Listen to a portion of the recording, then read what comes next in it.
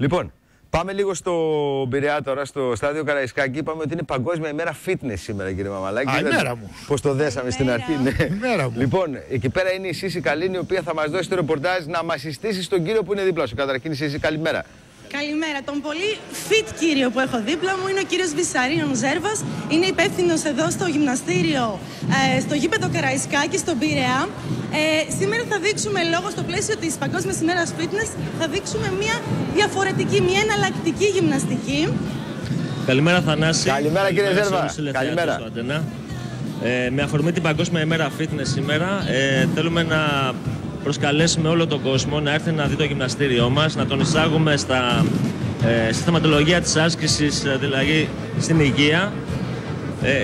Και επίσης με αφορμή την Παγκόσμια ημέρα του fitness, θέλουμε να πούμε ότι κάθε μέρα για εμάς είναι γιορτή, είναι fitness, είναι υγεία. Και μόνο ότι είστε χαμογελαστός, κύριε Ζέρβα, είναι πολύ σημαντικό, γιατί νομίζω ότι όλα ξεκινάνε από το χαμόγελο. Αν είσαι χαμογελαστός, έχεις διάθεση να κάνεις και γυμναστική, έχεις διάθεση να είσαι χαρούμενος γενικά. Σωστά. Θέλω να πω ότι τώρα δείχνουμε την άσκηση TRX. Είναι η άσκηση με τους σημάτες, είναι πολύ διαδεδομένη. Εδώ ο χώρος ενδείκνυται για μια πιο διαδραστική γυμναστική. Ναι, είναι ένα πρόγραμμα, ένα σύστημα άσκησης, το οποίο λέγεται Functional Exercising.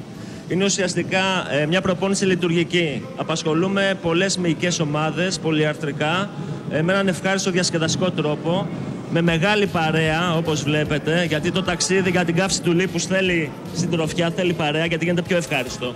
Το TRX είναι οι μάντες όπου με την στήριξη του σώματός μας μπορούμε να κάνουμε ελεγχόμενα όλες αυτές τις αντιστάσεις, οι οποίες θα μας δυναμώσουν, θα μας κάνουν να νιώσουμε ακόμα καλύτερα και στο κομμάτι της ευεξίας, αλλά και της αποκατάστασης για άτομα τα οποία έχουν θέματα υγείας. Και βλέπουμε ότι εναλλάσσεται και η άσκηση. Φυσικά και το γυμναστήριο εδώ παρέχει χώρο με τα κλασικά συμβατικά όργανα γυμναστικής. Απλώς αυτό είναι μια νέα τάση, πιο επαναστατική. Θέλω να δείξουμε λίγο και με τη βοήθεια του οπερατέρ τα σκοινιά, γιατί μου έχουν κάνει τρομερή εντύπωση. Είναι ελαστικοί οι μάντες αυτοί? Α, όχι. Είναι σταθεροί οι μάντες αυτοί. Είναι μεταβλητοί στη βάση τους επάνω. Και παίζει ένα σύνολο ασκήσεων ανάλογα με το πρόγραμμα, το tailor-made, το κομμένο και ραμμένο στα μέτρα του ασκούμενου.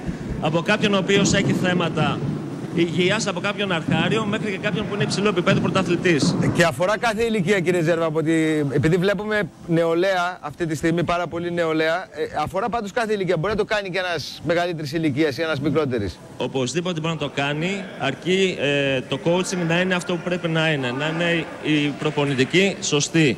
Ελέγχουμε πρώτα τις παραμέτρους της υγείας του καθενός και τις δυνατότητές του και προσαρμόζουμε το πρόγραμμα σύμφωνα με τους στόχους του και φυσικά τις δυνατότητές του. Να μιλήσουμε λίγο και για τις μπάλες αυτές, πώς μου τις είπατε? Η Bosu, οι μπάλες της ισορροπίας, είναι ένα σύστημα στο οποίο, όπως και όλα τα προηγούμενα, με ένα συγκεκριμένο τρόπο μπορείς να δυναμώσεις, να γυμνάσεις, να προετοιμάσεις το σώμα σου για διάφορες συνθήκες στην καθημερινότητά σου και να κάνεις να στήσεις ένα σκησιολόγιο από το πιο απλό μέχρι το πιο σύνθετο για αθλητές πολύ ψηλού επίπεδου.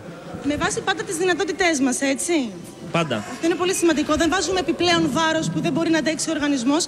Πάμε λίγο και στον κοπηλάτη μας. Ναι, εδώ έχουμε το κοπηλάτη μας. Το ωραίο εδώ στην υπόθεση αυτή είναι ότι ο Βασίλης ξεκίνησε να κάνει rowing, είναι το μηχάνημα αυτό, την κοπηλατική, και μέσα από την πορεία ανακάλυψε κάποια ταλέντα. Αυτά τα ταλέντα τον έχουν οδηγήσει αυτή τη στιγμή να είναι μέλος της εθνικής ομάδας κοπηλασίας. Είναι και η θάλασσα δίπλα, κύριε Ζέρβα, ούτως ή άλλως. Είναι βολικό. Ακριβώς. Εξυπηρετεί. Ανακάλυψε το ταλέντο του στην κοπηλασία μέσω αυτού του μηχανήματος και είναι πολύ σημαντικό. Και τώρα είναι στην εθνική ομάδα, έτσι. Μπράβο. Είναι πολύ ωραία πάντως η κοπηλασία. Είναι μια γυμναστική, νομίζω, που είναι ιδανική για όλο το κορμί. Ακριβώς. Φτιάχνεις πολύ μυρό, βέβαια, για να λέμε την αλήθεια. Πολύ μυρό. Πολύ καλά πόδια. Πολύ καλά πόδια. Είναι κολόνες του σώματος στα πόδια. Δεν είναι κακό αυτό. Βέβαια, πολύ σημαντικό. Είναι εξαιρετική αυτή η κατάσταση. Και μια τελευταία άσκηση, να δείξουμε την άσκηση που κάνουμε τις μπάλες, η οποία μου φαίνεται πολύ εύκολη εμένα. Οι μπάλες φαίνονται εύκολες αν κάνεις μία-δύο επαναλήψεις. Έχουν κάποιο βάρος σχετικό ανάλογα με τις δυνατότητες του καθενός. Ξεκινάνε από 1-2 κιλά και μπορούν να φτάσουν και 7 και 8 κιλά. Αυτές είναι medicine ball, κύριε Ζέρβα. Είναι ακριβώς οι εξελιγμένες παλιές. Αν θυμάστε τις παλιές μεγάλες δερμάτινες medicine, αυτές έχουν γίνει πιο μικρές. Που είχαμε στο σχολείο, ναι. Ακριβώς. Να πούμε, το γυμναστήριο βρίσκεται μέσα στο στάδιο Καραϊσκάκη.